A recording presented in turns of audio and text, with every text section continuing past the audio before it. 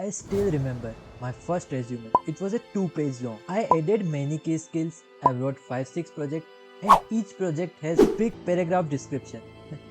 I thought this was a strong resume, but this is the same mistakes that 90% students are doing while making their first resume. And trust me, if you are keep doing this type of mistakes, your placement will never happen. In this video, I will tell you those mistakes जो आपको नहीं करनी है. शायद आप भी ये mistake कर रहे होंगे. So watch this video till end. Resume is not that thing where you write everything you study till today. This is the most common mistake that most students are making. Like जो पढ़ा है वो सब लिख दो. But now understand one thing clearly. A resume is actually a summary page. It is a short document that represent your technical skill. It is like gist, not full explanation. So you are not supposed to explain everything here. Now let's understand the real purpose of resume. A resume is just a opening point of a conversation.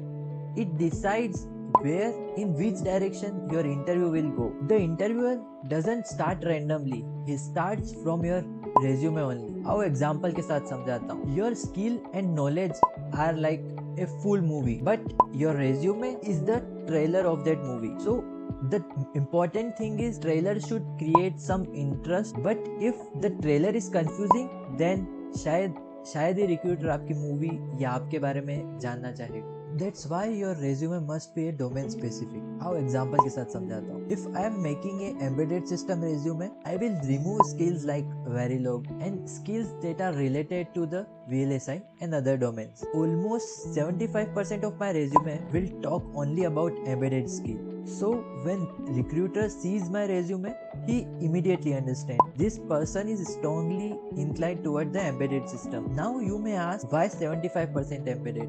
Why not 100? So the remaining 25% can actually help you, but if you used it correctly. First, let me explain you how to structure your resume properly, and at the end of the video I will explain you like how you can use that 25%. So now let's break the resume into sections.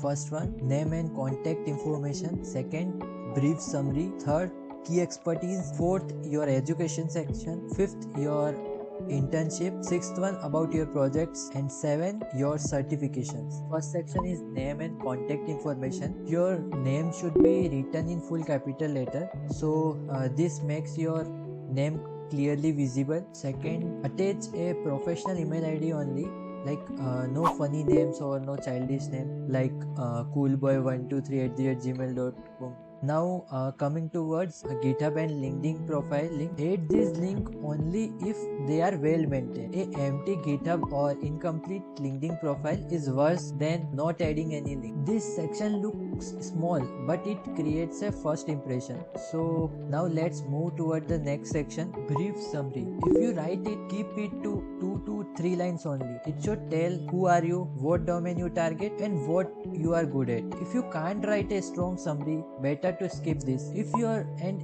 resume is exceeding more than 1 page, then I advise you remove this section. So third section is key expertise. It is the most important one.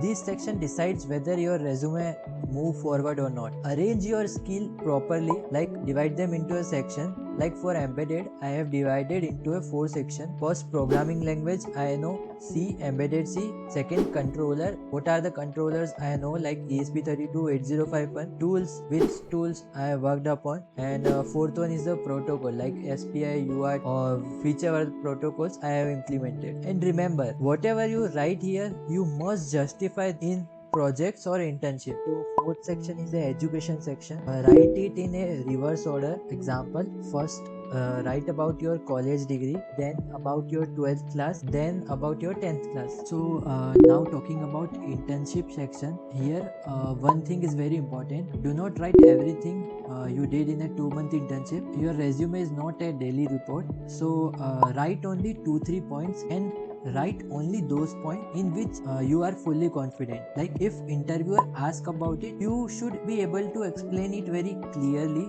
and without any confusion. Now moving toward project section. This is where most students are doing a big mistakes. They add 5-6 projects, but adding more projects doesn't mean that your resume looks strong. Add maximum 3 projects only.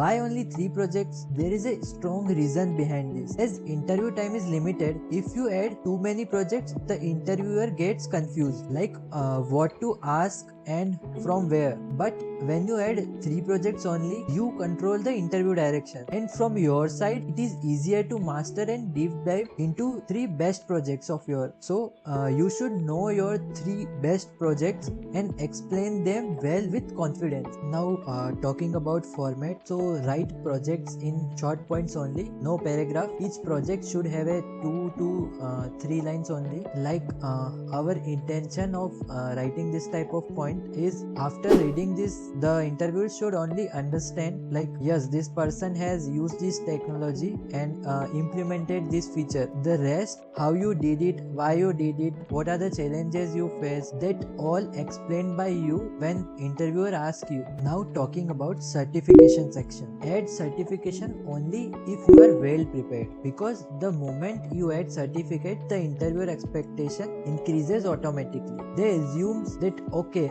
this person knows this topic properly, and if you add certificate and you are not confident in it, it can backfire in the interview. So a certificate without knowledge is a risk, not an advantage. If you have a NPTEL courses, then it is better to add, but revise it properly before adding it. You should be able to explain like whatever you have studied in that course. But if adding a certificate can exceed your resume from one page, then remove it. And if removing a certificates make you feel more confident, then you should definitely remove your certificate. Now let me explain that 25% logic that I promised you earlier. So out of 3 projects, 2 projects should be completely domain specific. These are your best project in which you are going to deep dive, but third project can be from different domains. So because of this, the interviewer usually don't go very deep into the third project, because a interviewer itself a person who is working in a corporate company, so they don't have exposure of other domains, so they mainly focus on that 2 projects only that match with the job role. So you don't have to prepare 3 projects at the same day. And from your side, this is very smart technique. If you want your personal resume to be reviewed, there is a link in the description. Go there and book your slot. I will review your resume and tell what to improve or what should you remove, so that you are confident with your resume. So video को like कर दो और comment करके बताओ video कैसा लगा, और next video किस पे बनाऊं ये भी कमेंट में लिख देना। if अभी तक रोड मैप नहीं देखा है तो जाकर देखो।